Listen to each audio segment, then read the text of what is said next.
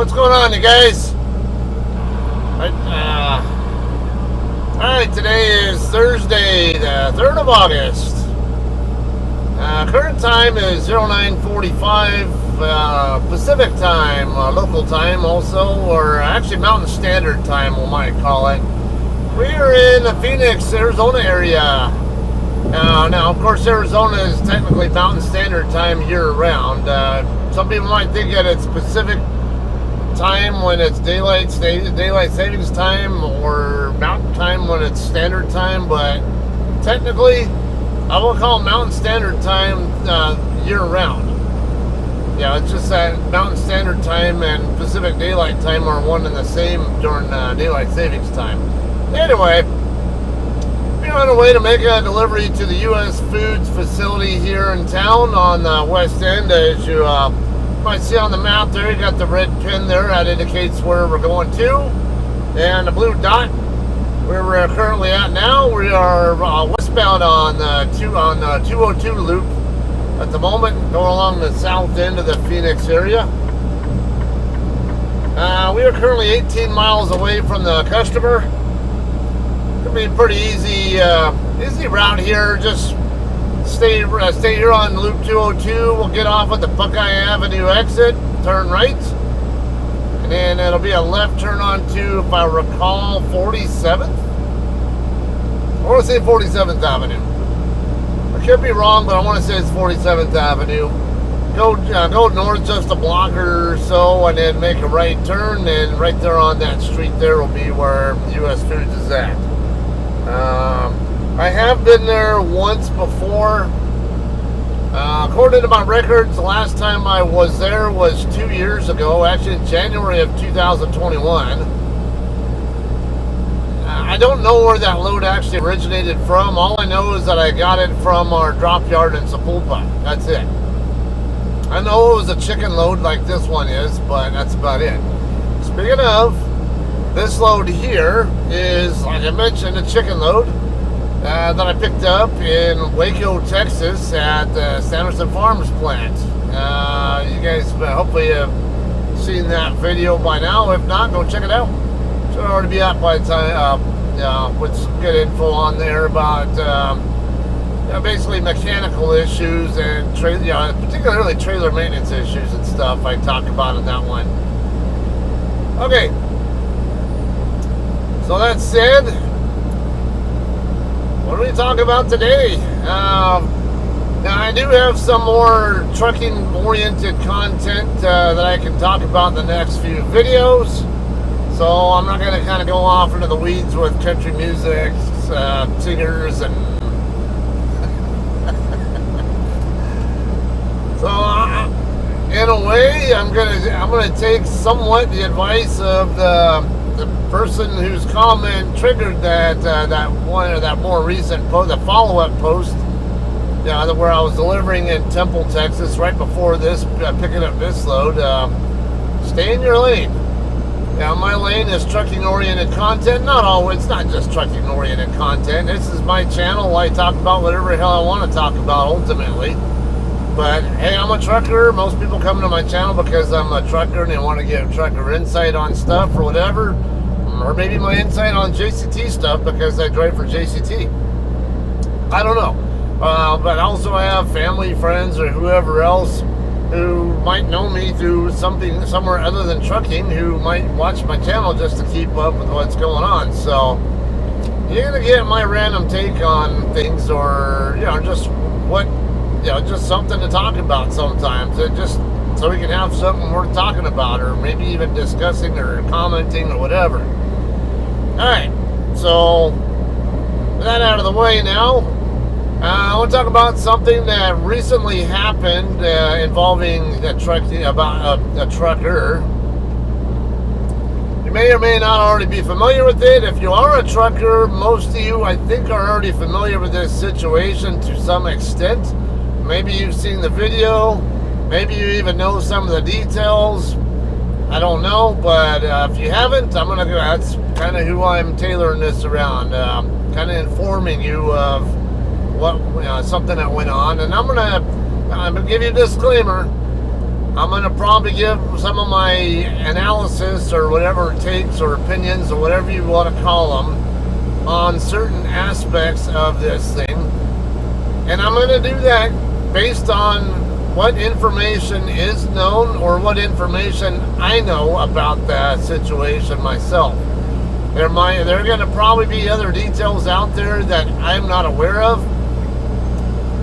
Anybody can call anybody ignorant if there's even one detail that you're missing about a certain situation there, or a certain whatever the topic is. That's just the way it is. I think it's kind of silly to call people ignorant sometimes, but then again, I'm kind of guilty of calling people it myself. So, who am I to talk? So, alright. And out of the way. No, I'm not taking offense to being called ignorant. It's like I said, any bit of information that you're missing that somebody else has, they kind of call you that for good reason. At least if you're expressing an opinion about something when you don't have the information, enough information to make a decision with, or judgment call. All right. So this issue here involves a Western Express truck driver who was originally, he was just, I guess, he was driving in Ohio.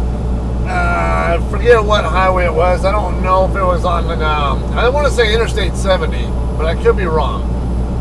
I forget that detail, not like it's important information. I just know it was in Ohio. Anyway, a trooper there tried to pull him over. Why? Because he had a missing mud flap on his trailer. The left mud flap on his trailer was missing. He was just trying to pull him over for that. That's a violation, and he has right to pull the driver over for that. It happens. It's kind of a cheesy chicken shit reason to pull a trucker over, if you ask me. Because sometimes I have that situation where maybe I acquire a trailer where the mud flap's missing or torn off, whatever, by a shag driver or whoever the previous driver for my company is who dropped it. It's happened in both cases. I've even posted this kind of content, exactly that kind of content here on my channel, as well as in our Facebook groups. It happens. Usually happens when somebody runs over, basically traps the mud flap between the tires, trailer tires on the curb when they're backing the trailer into a spot. So anyway, this guy's missing a mud flap. Cop tries to pull him over. And for some dumb reason, I don't know why, but some reason, this driver decides to not pull over. Sorry, if you can't plead ignorance, like, oh, I couldn't see you. No, I know how cops are when they try to pull over trucks. They make sure they stay over to the left where you can see, where they can see you in your mirror. And because if they can see you through your mirror, they know that you can see them too. They don't stay right behind you normally. They move off to the left a little bit or off to the right somewhere, where if you're looking in your mirrors, you're going to see them. All right. So anyway, this cop was trying to. He tried to stop him for 26 miles. Before the driver finally decided to stop. And then, and then of course by then, you're not yielding to the cop. They think you're fleeing now.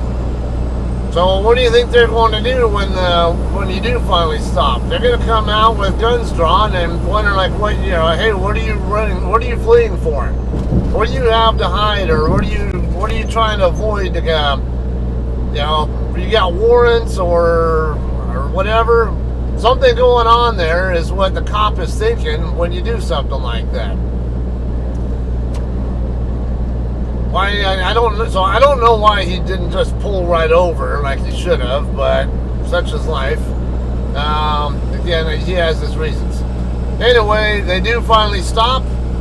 And predictably so, you get a bunch of cops there, because once the one cop who was trying to pull you over says, calls on the radio, says, yeah, they're failing to yield. Well, now you're going to have a whole bunch of cops on your ass, and they're going to all keep following you to make sure you don't disappear or that you don't do something stupid to the first cop. So he finally stops, and now you have a whole bunch of pissed off cops with guns drawn. And I guess this at this point now, the driver got concerned about the situation, and I hate to say it, driver's a black male. It shouldn't matter, but it does. We've had too many cases where, and I think the media has a lot to do with this. Now they draw a lot of attention to black subject and white cop. I don't know why the media does this, but yeah, there are a lot of cases where the race of either person doesn't need to even be brought up at all, but they bring it up anyway. And so they sensationalize that race issue when it shouldn't be brought up at all. Whatever the case, though, I know a good number of blacks, even those who have clean criminal records, no problems at all. Some I'm even good friends with who've expressed that they've had bad experiences with being targeted by police just for being black. So I don't want to get on to the race issue there, guys, but I'm just trying to say that I have an understanding that, yeah, to an extent, there are black people who do get profiled unjustifiably by cops or by other people. Same as I get subjected to racism at the hands of blacks or other people as well. So everybody does. It's a fact of life. Deal with it. Take people individually, though. Anyway, this guy, of course, now he's naturally worried about being the next George Floyd or insert whatever other, a lot of times unarmed black person here and ends up getting shot and killed by a cop who's just got an itchy trigger finger. So I don't blame him for being concerned at that point, but at the same time, if you would have just stopped in the first place when you should have stopped, you wouldn't be in that position either. So two wrongs don't make a right here. Just stop. They have a reason to stop you, then stop. Alright, anyway, yeah, he gets concerned and he takes off, because now he's concerned for his life. Now, I will say the driver of the Western Express truck did do one thing that I like. Even though he took off and fled when he shouldn't have, something he did do good. We started driving. He called 911, told the dispatcher what was going on. He was worried about why all these people have guns on him, and he's worried about getting shot to death for maybe valid, maybe not so valid reasons. And I think that's good because it shows that he's not trying to, he's not just necessarily trying to flee, he's just concerned about his life. But here's the problem too, let's see, we're getting kind of close to my exit here. I'm going to have to drop in behind this guy. Okay.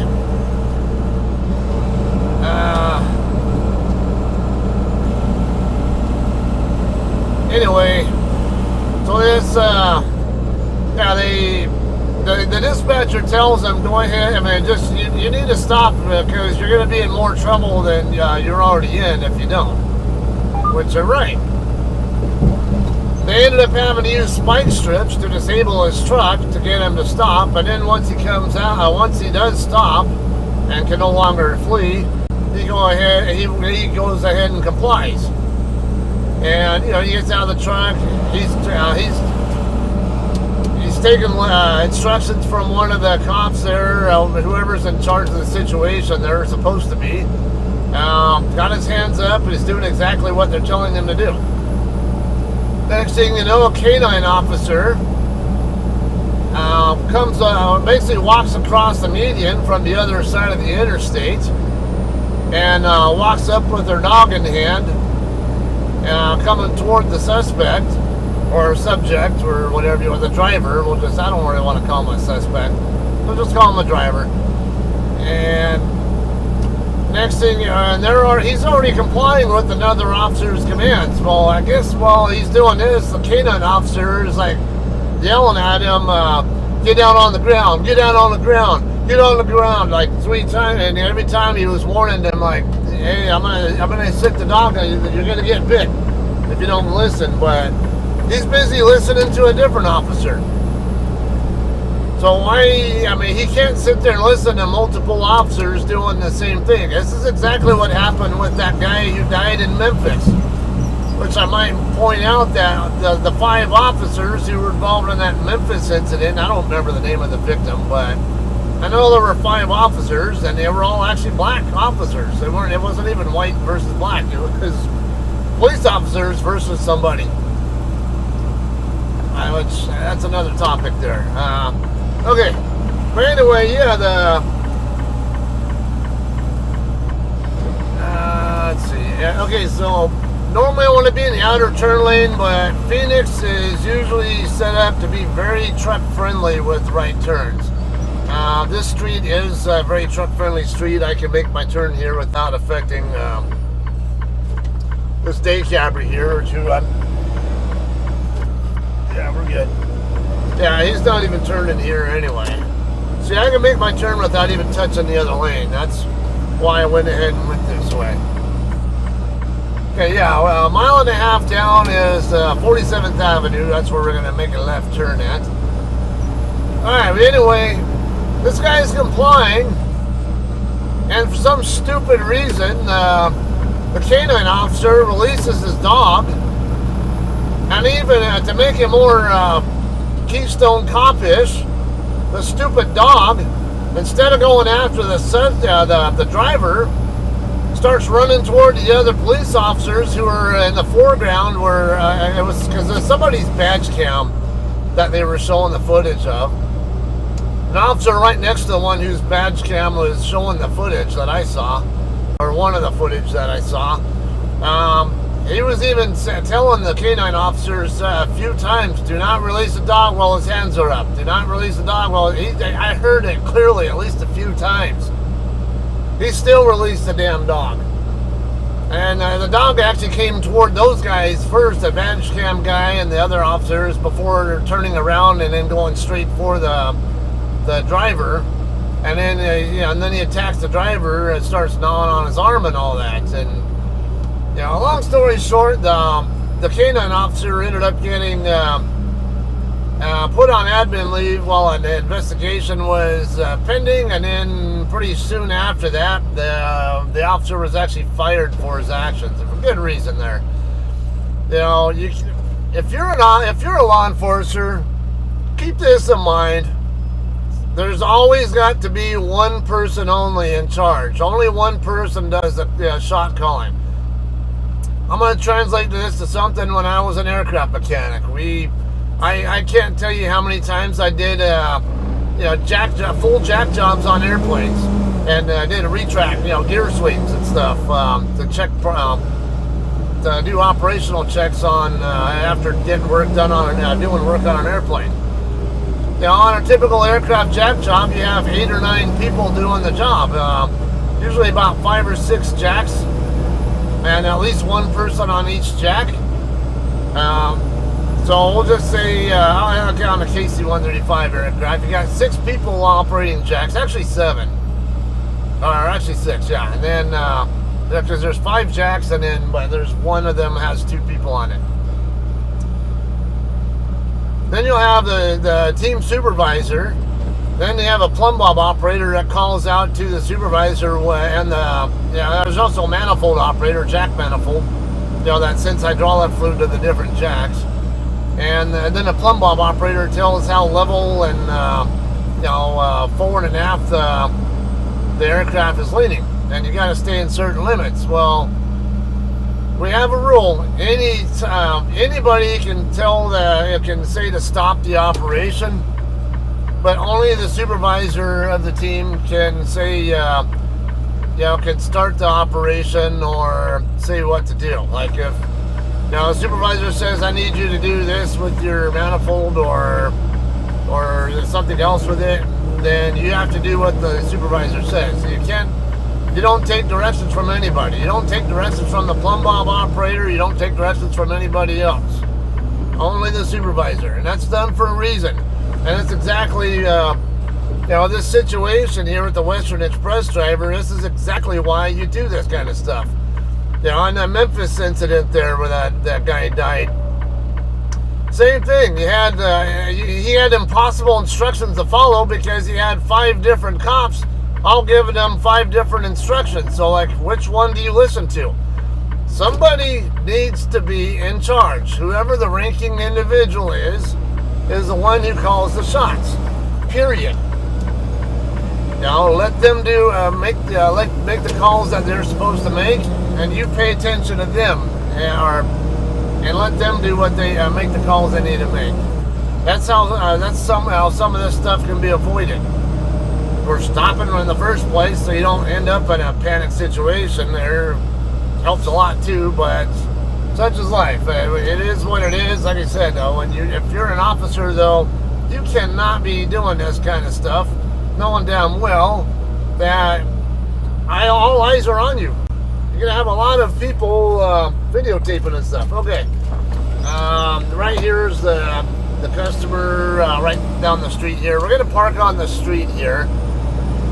I do see a no parking sign right here, but you do have to park on the street and walk your bills up to the office, to the guard shack, if I recall. And I think I always thought I remember that you can park on this side, but no, that's a well line, whatever, something like that. That's not even a no parking sign. So you can park on this side of the street here, but you cannot park on that side where the other guy's at. If you look back there, up ahead of this other driver who's over there, you can see a no parking sign, I don't know, about 100 feet or so in front of him. There's another one right here on the other side of this driveway in front of me. Probably, if I had to guess, another one next to the guy who's over there. So just make sure you come in off the 47th Avenue side and park on this side. But be forewarned, there are times when U.S. Foods will drop trailers here on the street and leave you nowhere to park. Alright, let me get checked in here. Current time is 10:07, and we'll get docked in as soon as we can.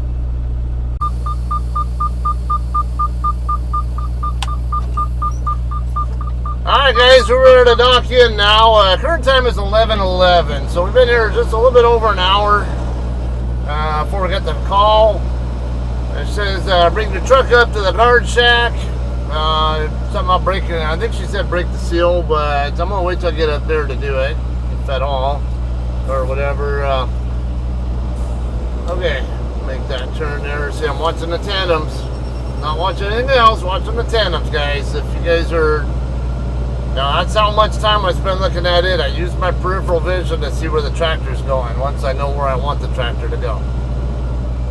Alright, it helps you guys out who are newcomers to the industry, because when I was a trainer, that happened a lot, where I had newcomers, they focused on where the tractor was going. They thought they were watching the tandem, but they really weren't. They were more fixated on where the tractor was going.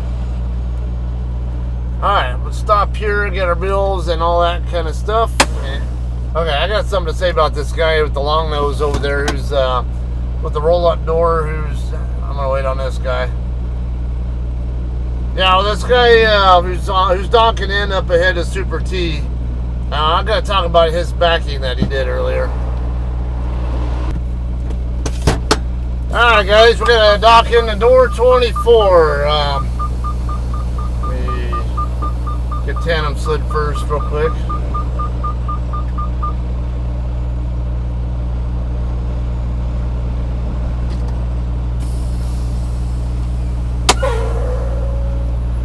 I decided I'm going to slide my tandems and open the doors here, since I can do it here while I'm waiting. I'm going to have to wait for Super T and the other guy to dock in anyway.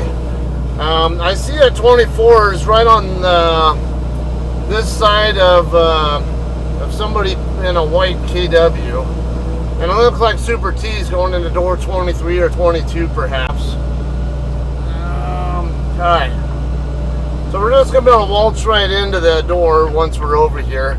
And once we get to docking in, we'll check in at door 1, which is over here to our left. Yeah, Super T's already in his door now. Okay, so this guy, who I don't know what he's doing now,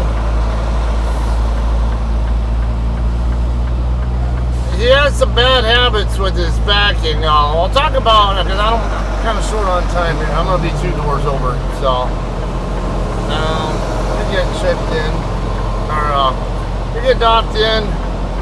I have some show and tell I need to do anyway for a couple of things a couple of issues with this trailer. So I'll do that next. And let's see, I'm off to the, I figured it'd be off a bit. Alright, see, this guy was in the lot before Super T and he's still not in the door. It tells you how bad his backing is.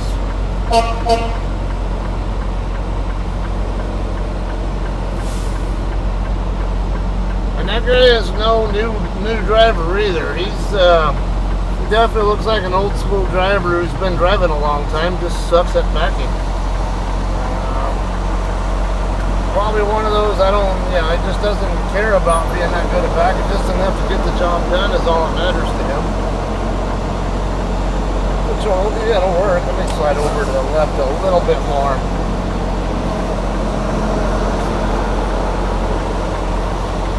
I kind of like to get my tandem centered in between those 2 lines.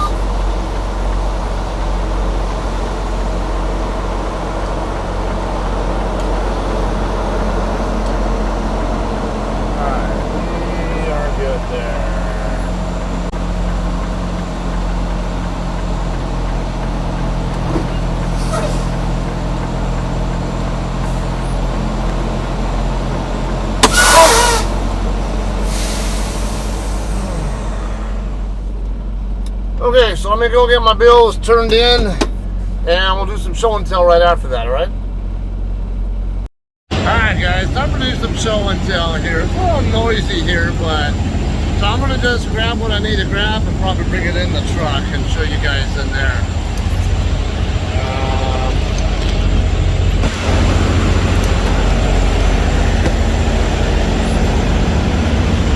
Screwdriver.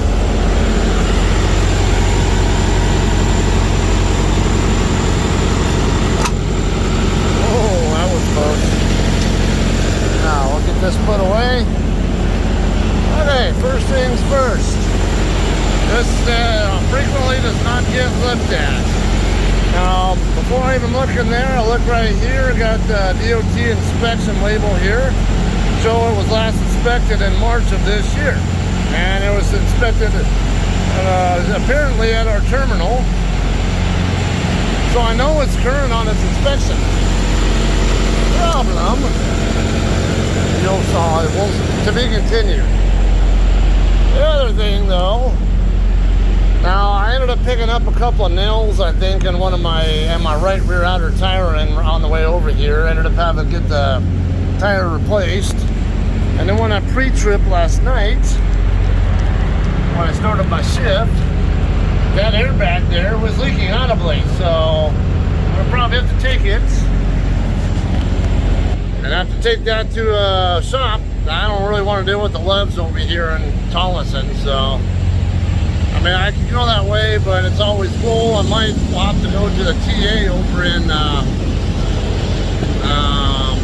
Panopa instead.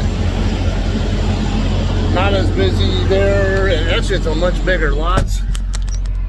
And on top of that, there's a better chance I'll have a mechanic who can work on that. I might have the parts or something. I'm not too keen on going that way, 30 miles out of the way to get an airbag replaced. But I don't want to deal with problems finding parking here. I'm more apt to park over here at the Pilot in Avondale. I tend to always have luck finding parking there, even though most of the other truck stops here are usually always busy, crowded, full 24/7. Anyway, let's get to this stuff here. Got a couple of problems here, right? So first, This is a JCT spec trailer. The registration expires every year on these. If you look at there, I don't know if you can see it okay there, but the effective date and the issue date are July 1st, 2021. That means 2022, over a year ago, was when this registration expired. So this thing's been running on expired registration document for over a year, and it still hasn't been changed. So I'm going to have to get in contact with our permits person, which is Angela Mowry. I usually just email her, tell her I need a copy of the registration for this trailer number, blah blah. She can email it to me at such and such address, and she sends it to me. And then once I get to a truck stop, I can have it. I have a fax print app, fax app that I use to send it to whatever truck stop I'm at, and it prints up, and it costs me a couple dollars to have it printed up. No big deal. I put it on my as a reimbursable expense on my trip sheet when I'm done with the trip. Good to go. But over a year, that thing has been sitting there with expired registration. How many drivers do you think have used this trailer between then and now, and not one damn person noticed that or did something about it? Next problem here, DOT inspection. Now, this is more so on the mechanic, whoever did the work, but it's also on whatever drivers had this trailer between March, when the inspection apparently got done, and now, which is August 3rd. Got DOT inspection card, alright? So people are apt to think, oh yeah, it must be an updated card because the sticker on the side of the trailer is current. Yeah, guess again.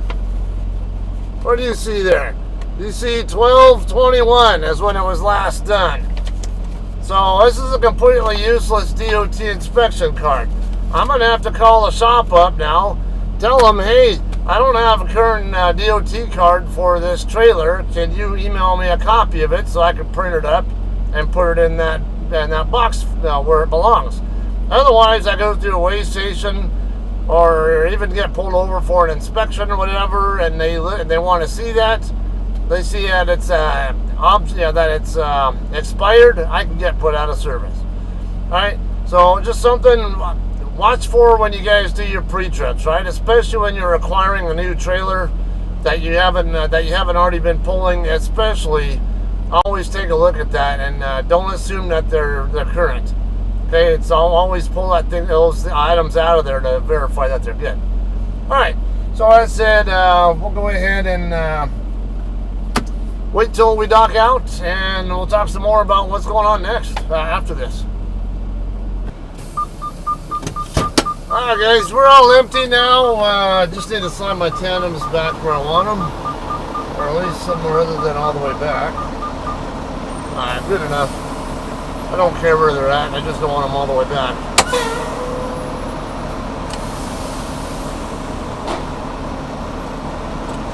Double check that all of them are in. Alright, we are good.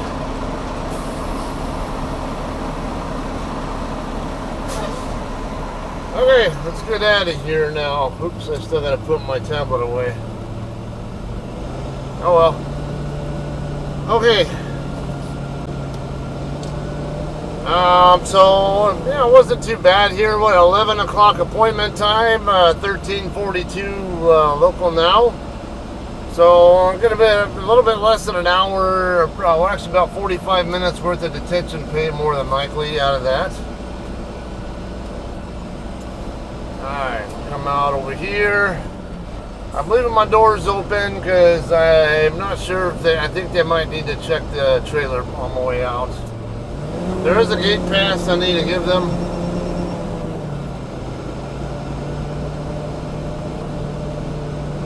Alright.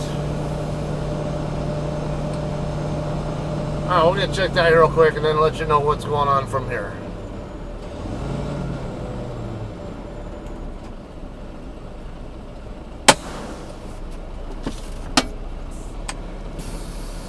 Alright guys, we're ready to go here. Doors shut and all that kind of good stuff. Alright, so what's going on now? Or actually how the rest of this go. Lumper fee was $247.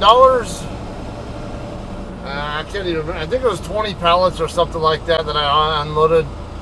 Something around that neighborhood. So I just gave her the lumper, the EFS code straight through a text message. Yeah, he's turning into here. I'll go ahead and come out. Make a nice big button hook turn. Alright.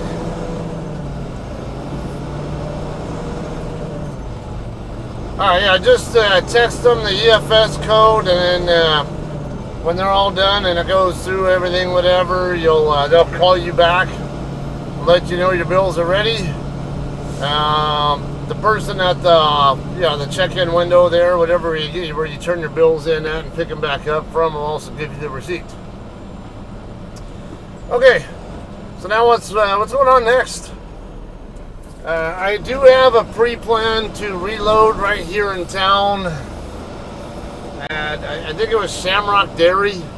I don't know if it's the same Shamrock Foods that I know about on the north side of the 10 and west of 17 that I go to sometimes, or because usually I go there, I'm delivering, not picking up. But I think it's usually like meat or something. So I say I don't know if that's the same facility or a different place in town where that pickup's going to be. However, showed you that I did that show and tell with you earlier about the DOT inspection and the airbag and all that kind of stuff on here. I need to get that. So I ended up talking to our shop. Alright. So anyway, I talked to our shop. And our service writer at the shop. I'll double check that I'm going to clear that guy there. Alright, good. He said he didn't have any RO number or whatever showing DOT inspection on this trailer, so I'm like, well, somebody did it in March because the decal on the side of the trailer says it got done in March, but who did it? What happened? I guess they never documented it or something. I don't know what happened, but somebody screwed something up there. So I'm going to have to get it redone. Now, I could go to the Love's Travel Center over here in town. However, I'm not going to. Might as well just go straight up the road to 202. I could take 51st Avenue up. That'll get me onto I-10, but 202 is right in front of us. So it's easier to just go come this way to 202. Now, I could stop at the Love's here in Tolleson. That's off of 83rd Avenue, which is not too far west of here. That place is a shit show, though. And it's questionable whether they even have the airbag that's needed. And how long it's going to take for me to get both the airbag replaced and the DOT done. TA in Tonopah usually is not as busy. It's a much bigger lot, not nearly as crowded. But I can show up there like later at night, still usually have easy time finding somewhere to park. So I'd much rather park here in the area. I do tend to favor the Pilot in Avondale because, like I said, I can usually always find parking there. Yeah, not always, but it usually doesn't take long before something opens up at this time of day, even if it is full. And there are lots of food options in the area too. Not even just food options. If you have other stuff you want to do as well in the area, there's plenty nearby. But I need to get that airbag replaced, and I need to get that DOT done. I don't know if our drop yard will actually work on those. I think that's mostly just reefer repairs. So I should have asked breakdown. Well, I should just ask our breakdown people if Thermo King can actually work on that. I don't know. I'll double check, but alright, how about this? My pre-plan doesn't pick up until tomorrow afternoon at 1300, I think it was. I did originally have a pre-plan for a different load that was picking up today at 1600 here in town, or actually in the area here, but the particular customer I won't do business with. I'm not going to tell who it is, and I'm not going to explain why. I don't want to influence other drivers' decisions on whether or not to do that load themselves or that customer. So, out of respect for JCT as well as for other drivers, I'm just gonna keep that to myself. And all right, but otherwise, yeah, I'll be sitting an extra day and reloading somewhere else instead.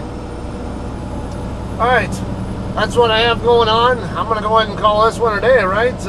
Appreciate you guys watching. I hope you guys got some good info here and enjoyed watching, whatever. Alright, we'll see you guys at Shamrock Dairy, wherever it's at in town. Like I said, I think it's on the other side of the freeway, on the other side of 10, but I don't know for sure. But that'll be the next video coming up for you guys, alright? Thanks for watching. We'll see you then.